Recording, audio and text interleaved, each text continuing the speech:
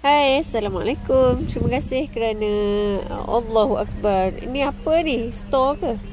Ni adalah meja makan rumah akak pada 2 April 2022. So, punyalah akak struggle untuk mencuci, bukan, untuk mengemas meja makan ni. Semua ada. Daripada 2 April lagi, sebelum puasa lagi akak nak memang nak cuba menyelesaikan masalah ni lah. Semua ada dekat atas meja ni. Akak cadang nak letak barang-barang makanan dekat bahagian sini, dekat periuk nasi tu, yang ada bekas biskut ni lah. Akak nak letak satu bakul, kemudian akak nak letak semua makanan dekat sini. So keadaan sekarang ni memang sangat-sangat, tengok, asam keping pun ada kat situ. Sebab anak akak dia suka angkat barang. Akak pun akak tak ada habit untuk simpan semula barang-barang tu dengan segera. Tak ada lagi habit tu. Jadi akak kena bentukkan habit tu supaya rumah akak akan sentiasa kemas lah. So ni pula adalah pada 7 April. Beberapa hari selepas tu memang sangat dahsyat. So sebenarnya dan sepatutnya akak kena rasa malu lah kan, sebab keadaan meja makan rumah akak sangat-sangat teruk dan sangat dahsyat. Dan akak tak ada habit lagi masa tu macam mana akak nak clearkan meja makan. Tetapi akak nak tunjuk juga dekat sini supaya kita kawan-kawan akak, awak semua yang ada masalah dengan akak, yang tak dapat nak clearkan meja makan, supaya kita dapat membina satu habit baru. Kita dapat clearkan meja makan kita setiap kali lepas guna dan sebelum nak guna. So kali ni sekarang ni akak angkat dulu barang-barang dalam sinki. Akak nak share benda ni. Akak beli dekat kedai Eco, RM2 dapat 2. RM2.20 dapat 2 benda tu. Sangat kukuh dekat barangan makeup. Tapi akak tak tahu lagi nak guna untuk apa. Kuang. Okey. So sekarang akak nak angkat barang-barang yang gelas, pinggan, semua yang akak tak basuh lagi. So akak nak letak dalam sinki lah. Sebab tu akak clearkan sinki tadi. Okey, dekat sini akak nak kongsi kenapakah meja makan akak ni selalu menjadi tempat yang sangat teruk lah. So yang akak dapat figure out dengan masalah akak sendiri. So masalah yang pertama adalah akak tak terus kemas selepas guna meja tu.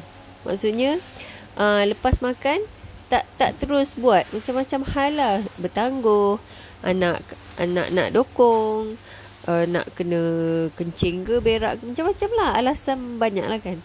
Okay. Sebab yang kedua adalah meja makan dekat rumah adalah tempat paling besar sekali untuk akak dan ahli keluarga akak untuk letak barang.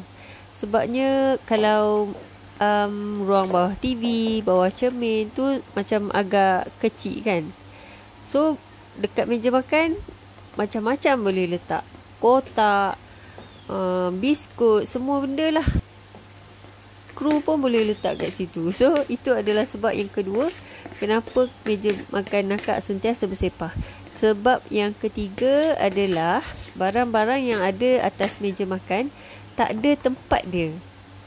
Dia memang tak ada tempat. So letak sekejap atas meja, lepas tu sekejap jadi lama, jadi berbulan-bulan dan kemudian mungkin bertahun.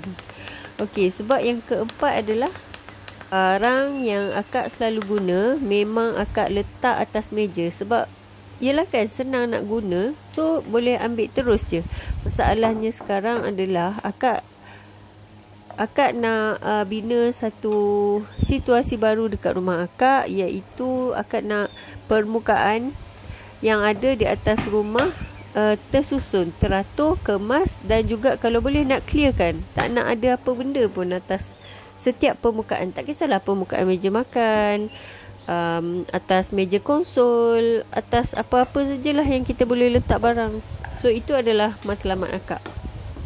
Akak bukan cuba nak jadi seorang minimalis, tapi akak nak nak kurangkan keserabutan di dalam kepala. Kuang.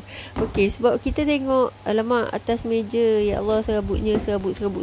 Dalam kepala pun mungkin kepada kelihat besar akan jadi serabut juga. So awak yang macam akak, jom kita sama-sama ubah rumah kita supaya keserabutan itu semakin berkurang.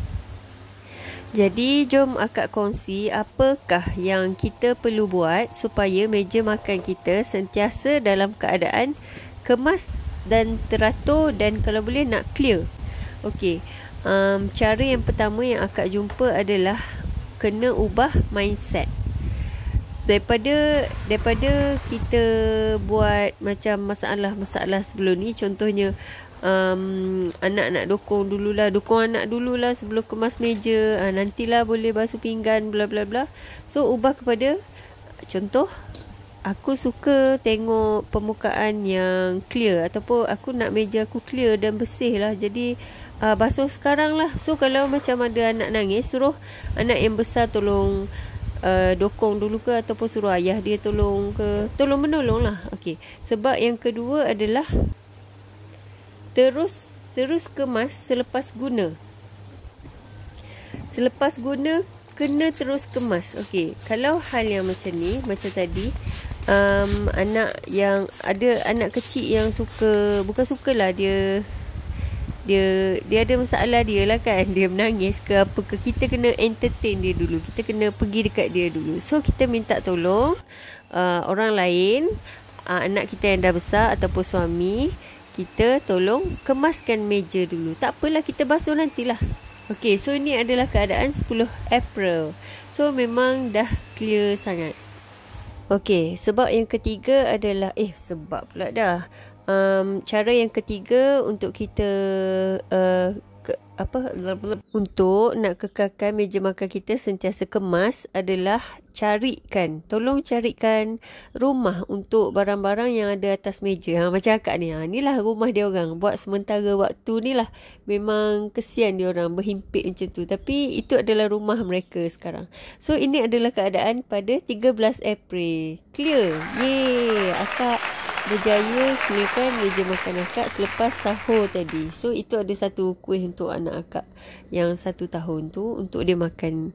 Cara yang keempat adalah minta tolong semua ahli keluarga untuk terlibat sama dalam aktiviti mengemas rumah selepas makan. Mengemas meja makan selepas makan. Suruhlah dia angkat pinggan dia sendiri, gelas dia sendiri dan basuh. Sebab yang kelima